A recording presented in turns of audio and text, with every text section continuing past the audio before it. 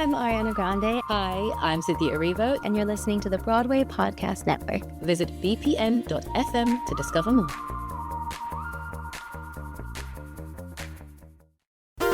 There's a cat over here. There's a cat over there. And the wrong one died. And the wrong one died.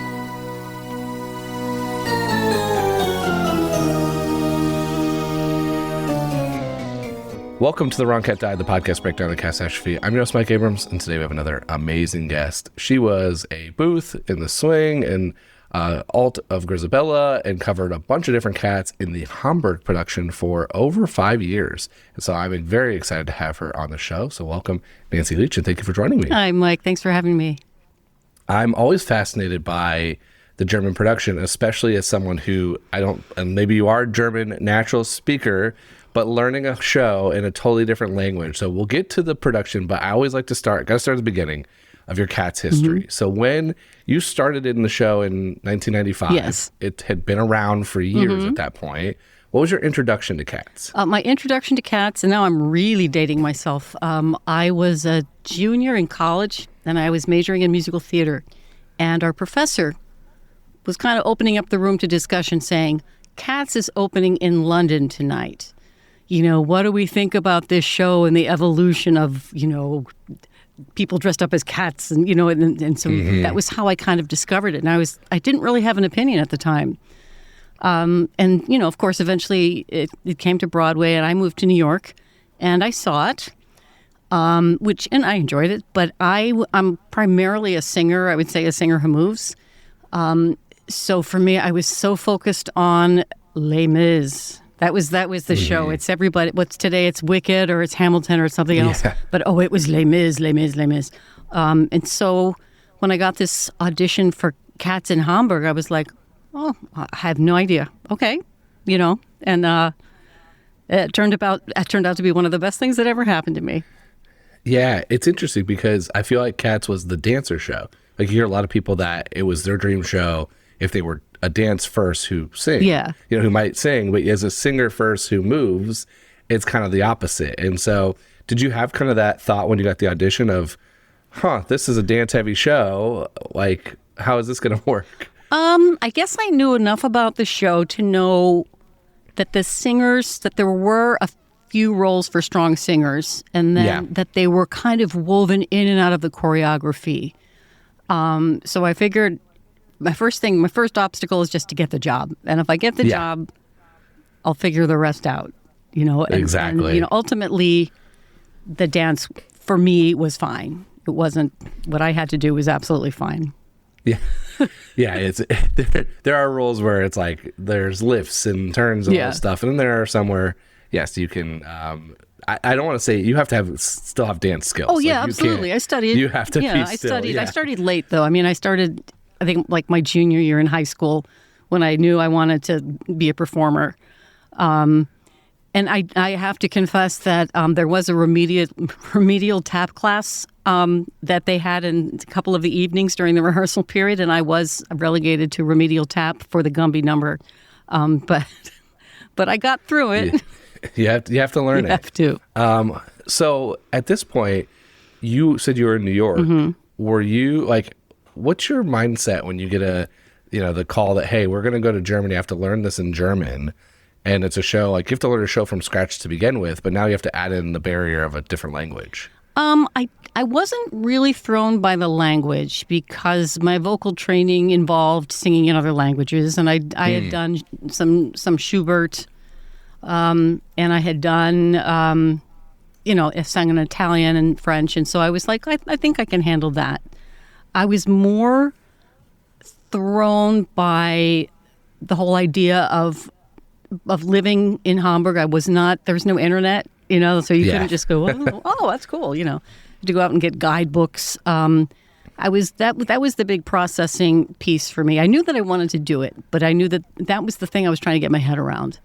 Mm-hmm. I was married at the time as well, so we had, that to sort out, like, how are we going to do this? It's a big move. It's a big move, and at the time, we had year contracts, and we were given like sort of an out after 5 months if for some reason it wasn't your thing.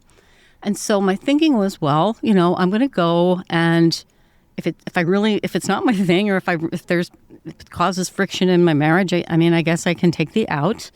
And then, two things. Well, number one, I got there, and it just opened up my whole world, because up until then I had been so focused on New York and Broadway, and it has to be this way, and if it's not, I'm not going to be happy. And I don't know.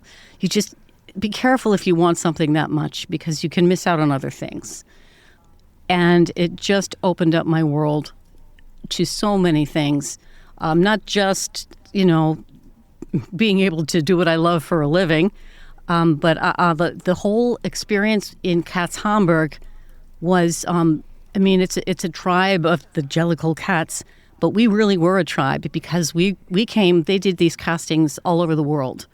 So they cast in New York, Toronto, obviously LA, and then London, Sydney, Moscow, St. Petersburg, really all over the place. And so we would all come together, and we would form huge bonds that I think from my friends who have gone on to do that show or other shows on Broadway.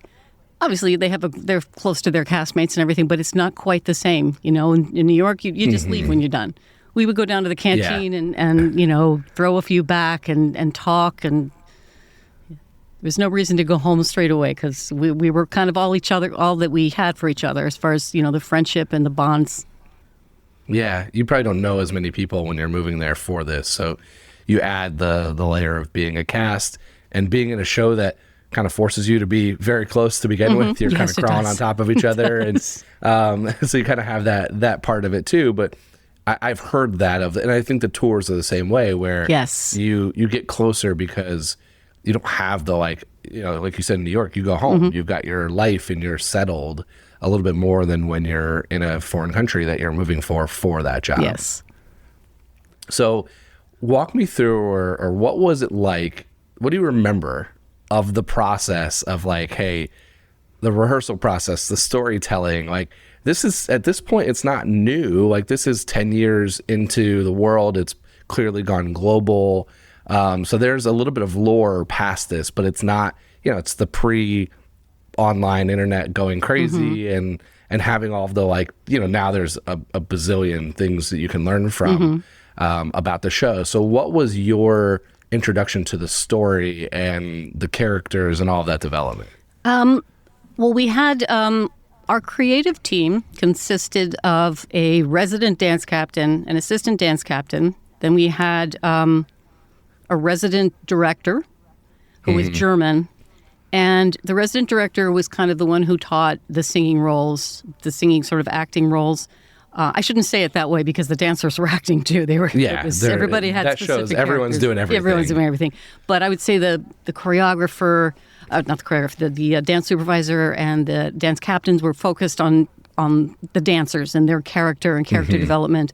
Resident director focused on us, and then of course we had our London team that would come in every few months and do a little quality control, a little tweak here and there where needed. But I remember going down to the canteen and having a coffee with the resident director. And she sat me down and we started with Grizabella. And she told me the story of Grizabella, at least a little bit of a backstory. And then a lot of it was left for me to fill in, which was great.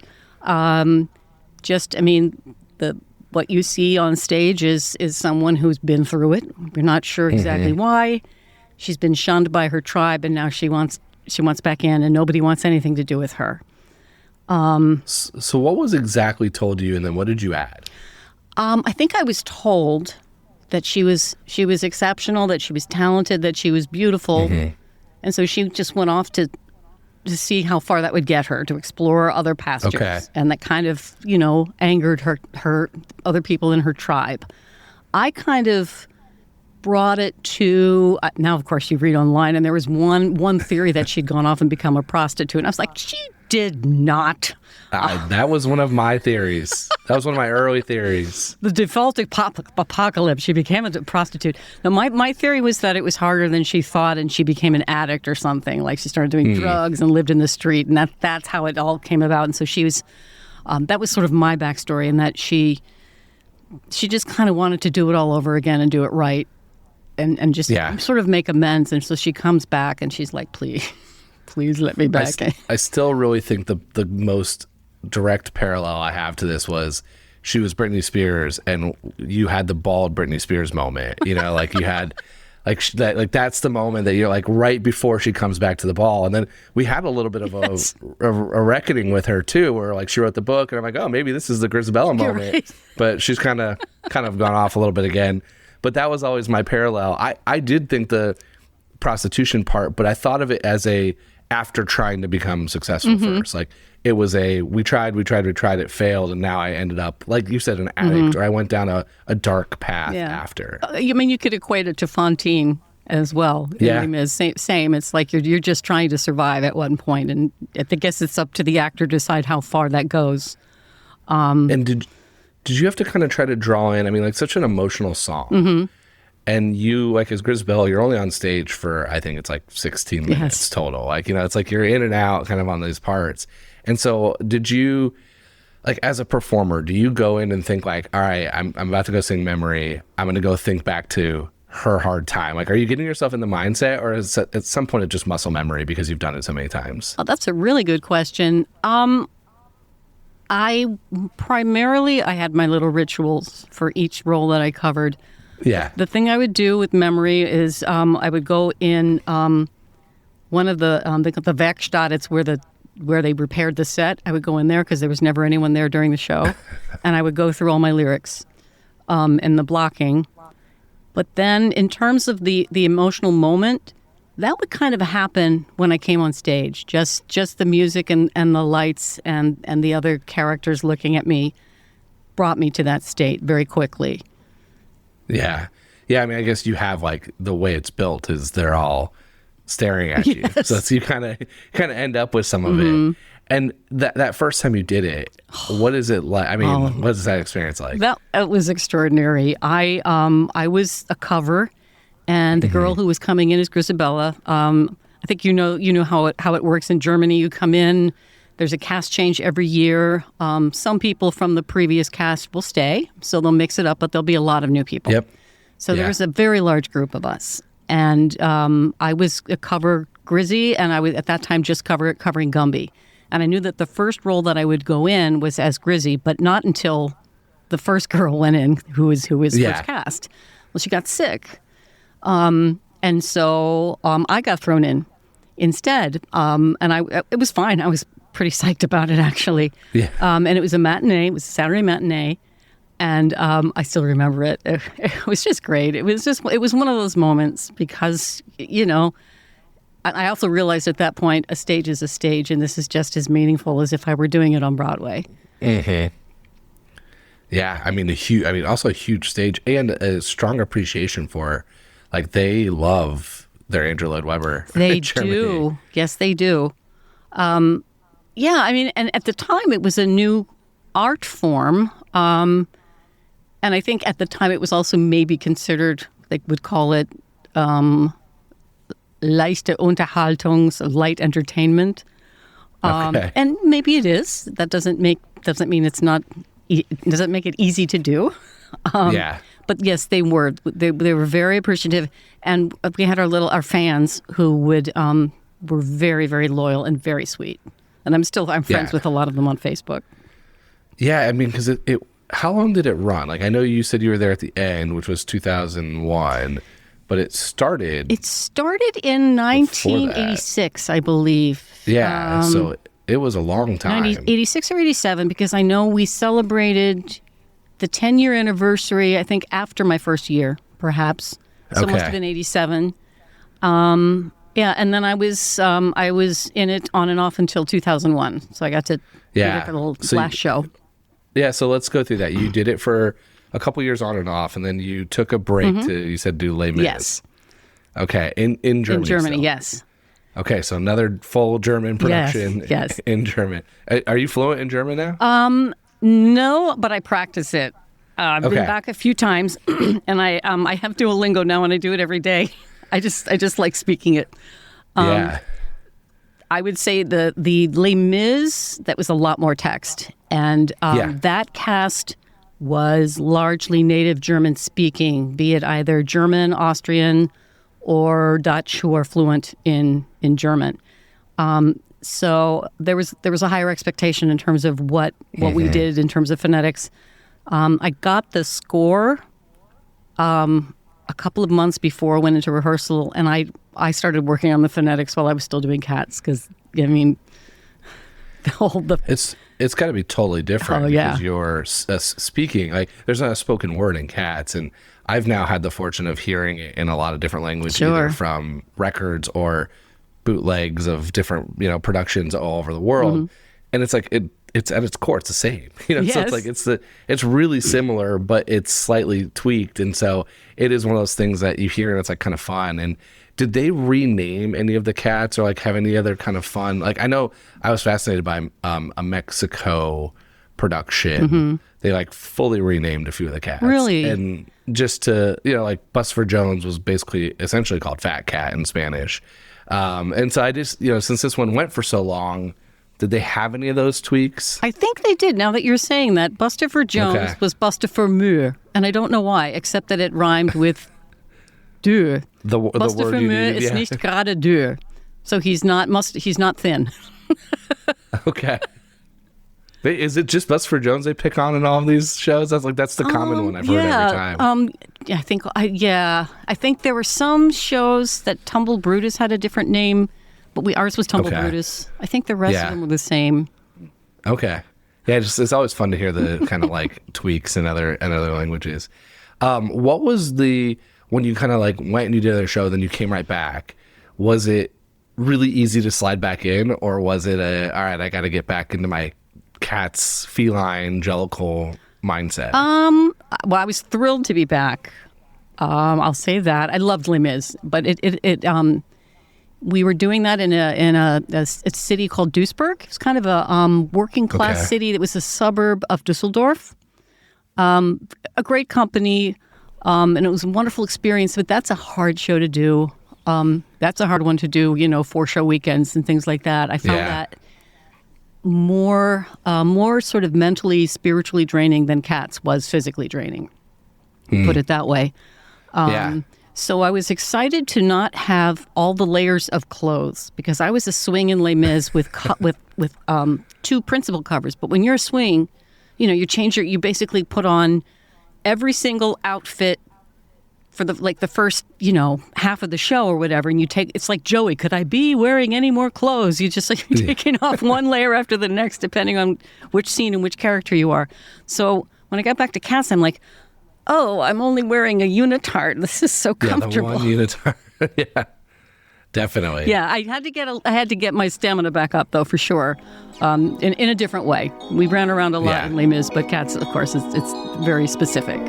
We're going to take a quick break, and then we'll be back for more of The Wrong Cat Died. I want to pivot a little bit to fun stories from on tour, or from not on tour, but from being in Germany. Because I love capturing some of this, like you did this for multiple years and stuff goes wrong and you get some fun audience experiences. So what are the things that you'll just never forget from your time doing it? Sure. There was one time when I was playing Gumby, and Grizabella was also being played by an understudy who was a very good friend of mine. And there's Grizabella comes on stage, and first it's I think Gumby first, and she kind of blocks the kittens from saying hello to Grizabella. Well, somehow I ran down stage and I blocked her, and then I kept going, and I made it all the way to the edge of the stage and kind of waved my arms like, oh, whoa, whoa, whoa. And then I came back and I composed myself. So I go back to the kittens where I'm supposed to be, and one of them looks up at me, Victoria, and she's like, are you okay? And I was like, yeah. And then the other one, Syllabub, goes, she starts laughing at me in whispered tones because we were on stage. Yeah. Yeah, a lot of the stories that come to mind with me were things that we did outside of the show. Like we did tons and tons of promotions and things. Okay. Because Cats was at that time. There was Phantom. There was Cats. I think we had Buddy Holly. There was Starlight in Bochum, and we would go off and do TV shows, and it was it's kind of having my 15 minutes there. Yeah. So tell me some of those stories, because that's like what's not captured. And I've seen some, like there was a Vogue photo shoot one time, and there's all these like really interesting, unique pieces. So where did you go promote? I would always sing Memory, no matter what it was. There was 1 year we went to Chemnitz, former East Block, to do, it was called Winterfest des Volksmusik. So it was like just a winter show. And it had lots of Schlager singers. So those are the pop singers. And then I was there. An all-day affair. It was I would say Chemnitz was really interesting because this was not that long after the wall came down. And so it was so different from Hamburg. And I remember going in on a break to a restaurant, and like the waitress was sort of comedically diabolical toward us, like cartoonishly rude. And I was so appalled, but the resident director was with me. She said, but think about it, like their whole world has changed so drastically from one day to the next a few years ago, and I think they miss out. Now they know what they were missing out on, number one. And number two, when the wall was up, there was no incentive to be nice. There was no tipping. You were assigned a job. It didn't really matter. So that stood out to me from sort of like a social aspect. But we did Christmas markets. We did lots of things downtown in the Rathaus. We did a couple of shows. We did a wonderful AIDS benefit one year where I got to play Grizabella, and she went through all of the. She was looking for a new show. Grizabella's always looking for something new. She was looking for a new show to be in, and she went through all of the shows that were currently running in Germany. And there was like a character from each show, and then she sang a song. There was just stuff like that happened that was just magic at the time. Just things like that I don't know that those opportunities existed in New York at the time. I think now you see lots of fun stuff going on because people have other platforms. There's social media platforms, and people are doing all kinds of cool things. Yeah, with the expansion of platforms, it's gotten kind of almost too much potentially. I mean, I'm an example of that. I have a show completely devoted to the plot of Cats, and so it's like there's a lot. But that's, I think, the cool part of that. Did they send you in like Grizabella full costume when you did this, or were you going and singing maybe the makeup plot only? Or no, we full costume, and I got so good at putting on my makeup. I could just put it on with like a little compact. And we all got our makeup lessons, at the very beginning of our contract, and some people were better at it than others, and I got pretty good at it. And I did get to the point on promotion where all I needed was like a little handheld mirror to put on the whole face. That's impressive. Another memory did come back to me just now. That the then, I don't know what his title would be. He was the head of the production company. He was the Geschäftsführer. He was the CEO of Stella Entertainment. And he was having a big birthday party, and he wanted me to sing at his birthday party. And I was like, okay, whatever, that's fine. And so they pulled out all the stops. I got to take the costume. I took the whole thing, the wig. I had someone from wardrobe help me with the wig. And then he wanted me to sing it in English because he thought it might be too hard for me to sing it in German. I was like, no, please, I sing it in German every day. I don't want to sing it in English. Probably easier to sing it in German. Yeah. And I remember eating a big plate of pasta and having a brandy before I went on. It's like one of those weird memories. For this party. Come on and sing at the party. I do find it fascinating that like Memory is obviously the iconic song, but it doesn't feel like a birthday song. Like it's a very kind of like emotional, heavy. And so it's like, it is the one that I understand for the winter fairs and stuff where you're trying to promote the show. But was there ever kind of the like, oh, we're gonna go do the tap number for Gumby? Or is it always Grizabella? No, actually, sometimes they would bring more than one of us, and it would be Mungo and Rump. So they would do Mungo, Jerry, Rumpel, Teaser. Well, actually, with the birthday party, I had Tugger with me, and I think we did sing Happy Birthday at some point. So yeah, they would bring out some of the other numbers. The easiest one is Mungo and Rump, because if you do the tap number, you need your little army of you need the other cockroaches. people. Yeah, for sure. Okay, so you mentioned Tugger. I want to talk a little bit about what Grizabella relationships that you played. So you, what was the family tree for Grizabella that you established or thought about when you were there? My family tree. Okay, I thought Syllabub could possibly have been mine. I don't possibly. That she and Munkustrap had a thing. Don't know if Syllabub was theirs, but he was perhaps an ex. Yeah. She and Bombi were rivals. Rivals, okay. So not sisters or mother-daughter, rivals. No, I had them as just like they had been friends, and then Bombi felt betrayed. And because you left. Yeah. Yep. Okay. And then Demeter was someplace in the middle. She was too wrapped up in her own stuff too. She had a lot going on in her own life to deal with that. Yeah. What about Tugger? Because there is a rumor that Tugger and Grizz could have had a thing. Yeah, so I hadn't considered that mostly because I didn't see much of Tugger on stage until the very end, until I'm going up to the Heaviside Layer. There's, I don't know which production or where it is, but the Tugger and Grizabella are the only two not on stage early in the show.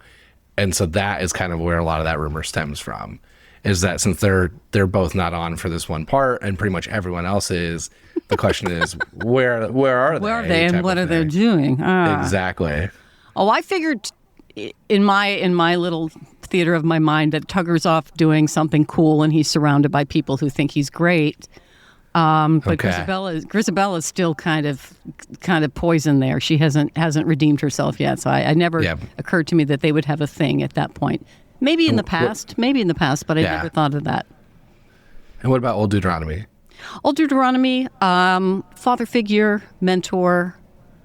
Mentor, but not dad, not father, but father figure. Yes, exactly. Okay. And then Bustopher Jones, was he funding your career? Was he what? Was he funding your career? Funding my career? Yeah, because when Grizabella left to go make it big, was he the one funding all of that fun? Oh, maybe, yeah.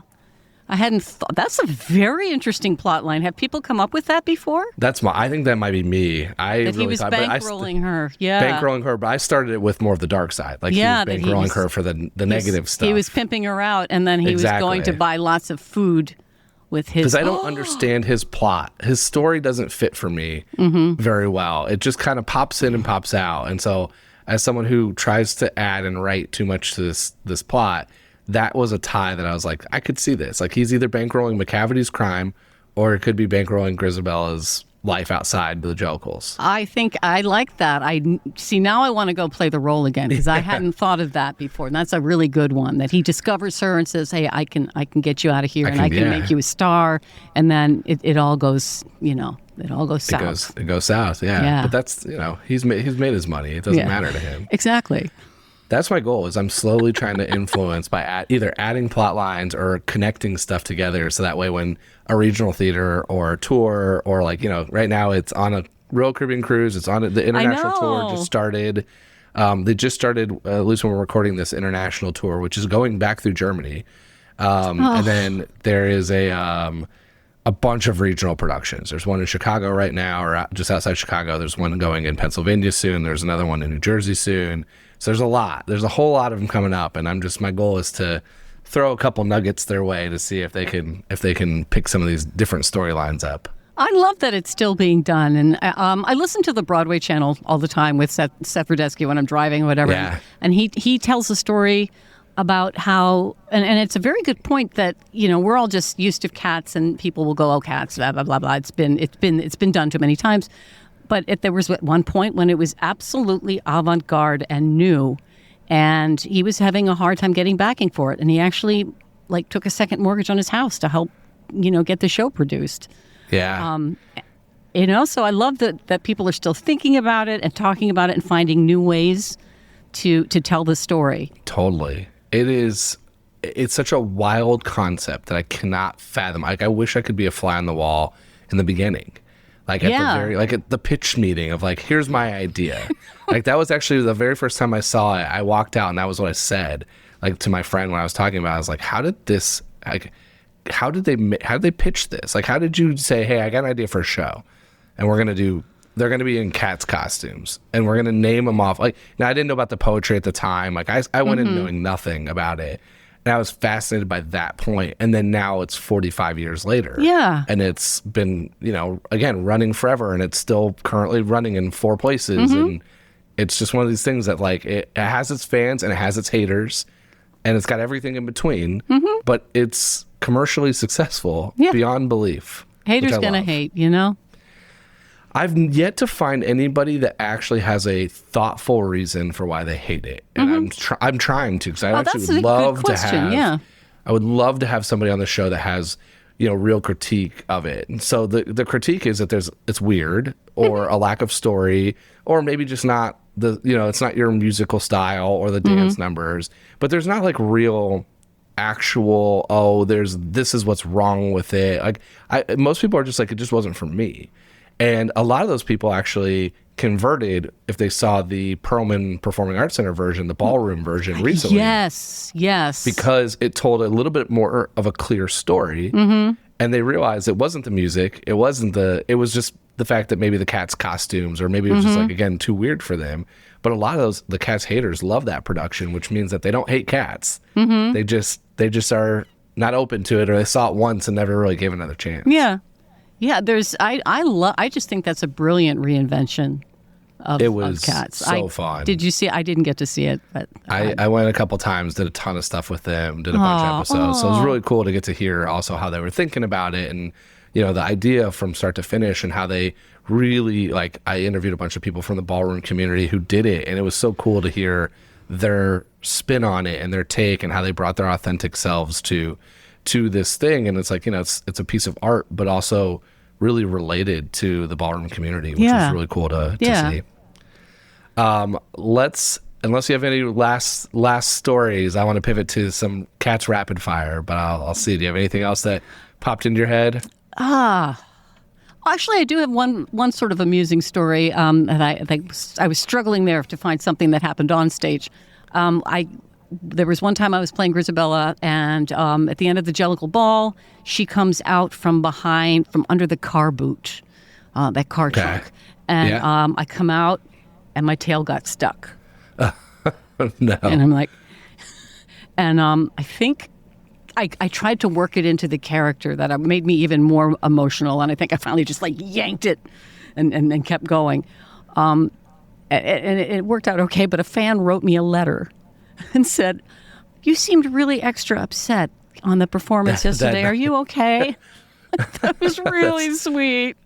I also love that, like, that's the modern, like, DM. The letter. You got a letter. Yeah. You got a mailed letter. Yep. And they noticed it. And that's, again, a cool part of live theater is, that the super fans are going to know, hey, something was off.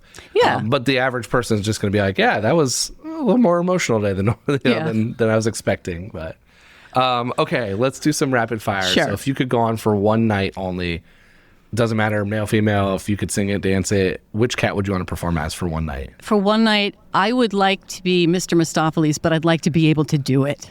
Yeah, I just feel like if I can't do any of them. Oh my God, if you could do that stuff, to do those fouettes and the jetés, I would just love that. That would be my choice. Who are your favorite and least favorite cats character-wise? Meaning, like, who would you love hanging out with, and which one would kind of bug you? I think I would enjoy hanging out with Tugger, for sure. He's super fun. I would like to get to know him better, because you want to know what lies beneath. Veneer, I think, even though I played the part, I think Gumby would really get on my nerves. Yeah, okay. A little bit bossy, a little bit controlling there. Yeah. Favorite song in the show? I think I really like Skimble Shanks. Oh, it's great. It's such a happy song. Yeah, it's a bop. It's just really fun and upbeat. Yeah. I know, and I think like on your social media, I saw that you are a painter. Yes. Which cat do you think would be the best painter? That's a good question. Painter.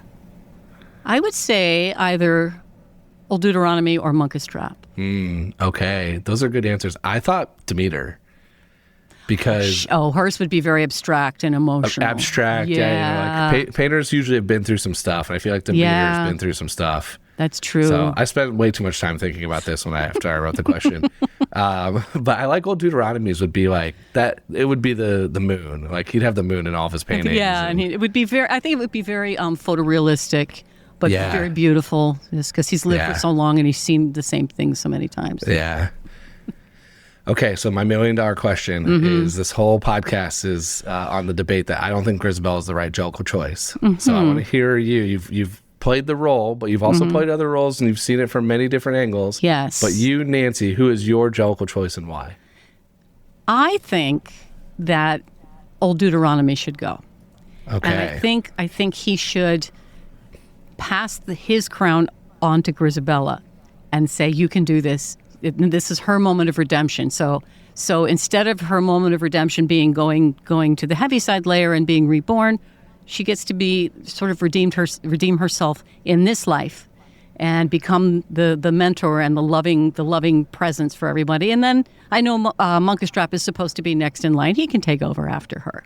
Well, but if they were together, they could rule together. They could. See, I would love it if they got back together.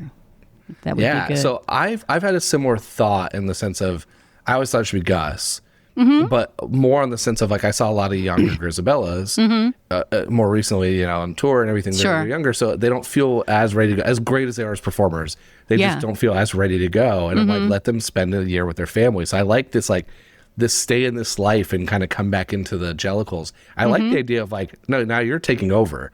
Like I'm gonna go, and now you can take my job.